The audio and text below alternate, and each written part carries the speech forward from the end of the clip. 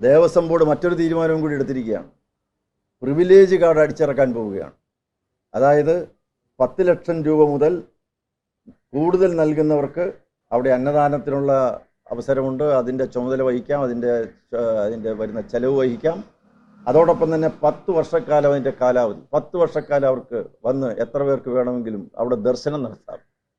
ഇനി 10 ലക്ഷം കൂടുതൽ കൊടുത്താലോ 20 ലക്ഷം രൂപയുള്ളവർക്ക് ബ്രോൺസ് കാർഡ് കൊടുക്കും. 25 ലക്ഷം മുതൽ 50 ലക്ഷം വരെയുള്ളവർക്ക് സിൽവർ കാർഡ്, 50 ലക്ഷം മുതൽ 1 കോടി രൂപ തരുന്നവർക്ക് ഗോൾഡ് കാർഡ്. ഞങ്ങളൊക്കെ അല്ലെങ്കിൽ ഈ നാട്ടിലെ പാവപ്പെട്ട അയ്യപ്പന്മാരൊക്കെ വിചാരിച്ചിരുന്നത് ശബരിമല സമദർശനത്തിൻ്റെ സന്നിധാനമാണെന്നാണ്. അവിടെ ജാതി മത വർഗ വർണ്ണ ഭേദചിന്തകൾക്ക് അതീതമായി ചെറിയവനെന്നോ വലിയവനെന്നോ ഉള്ള വ്യത്യാസമില്ലാതെ, പാവപ്പെട്ടവനെന്നോ മുതലാളിയോ എന്നുള്ള വ്യത്യാസമില്ലാതെ എല്ലാവരെയും ഒരുപോലെ കാണുന്ന കർമ്മക്ഷേത്രമാണ്, പ്രവർത്തന പ്രചോദന സ്രോതസ്സാണ് എന്നൊക്കെയാണ് ശബരിമലയെക്കുറിച്ച് ഇത്രയും നാളും പ്രചരിപ്പിച്ചു വന്നിരുന്നത്.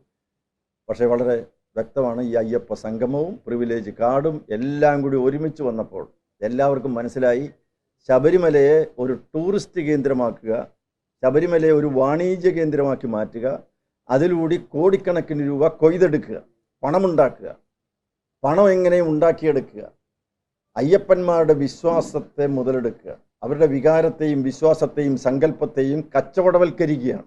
എന്തിനാണ് ദേവസ്വം ബോർഡ് ഇങ്ങനെ ഒരു നോക്കുകുത്തിയായിട്ടിരിക്കുന്നത്? ദേവസ്വം ബോർഡ് ഒരു സ്വതന്ത്ര പരമാധികാര ധർമ്മ സ്ഥാപനമാണ്. ആ സ്ഥാപനം ഇവിടെ മാറി നിൽക്കുകയും മറ്റ് ചില ആളുകൾ ഇവിടെ വന്ന് അയ്യപ്പ സംഗമം നടത്തുകയുമാണ്. ഇപ്പം ഇവിടെ ഏതെങ്കിലും താജ് ഹോട്ടലിലോ എവിടെയെങ്കിലും വെച്ചാണ് നടത്തുന്നതെങ്കിൽ അത് പോട്ടെ, വെന്യൂ അതാണെന്ന് വിചാരിക്കാം. പക്ഷെ ഇത് പമ്പയിൽ വെച്ചാണ്.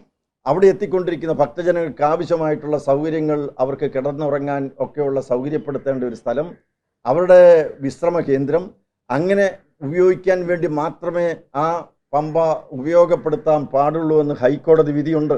പക്ഷെ അങ്ങനെയുള്ളൊരു സ്ഥലത്ത് വ്യാവസായിക വാണിജ്യ കച്ചവട താല്പര്യത്തോടെ ഒരു അയ്യപ്പ സംഗമം നടത്തുന്നു എന്ന് പറയുമ്പോൾ അത് നിയമലംഘനം എന്നുള്ളത് മാത്രമല്ല, അയ്യപ്പന്മാരുടെ വികാരങ്ങളെ വ്രണപ്പെടുത്തുന്നതുമാണ്.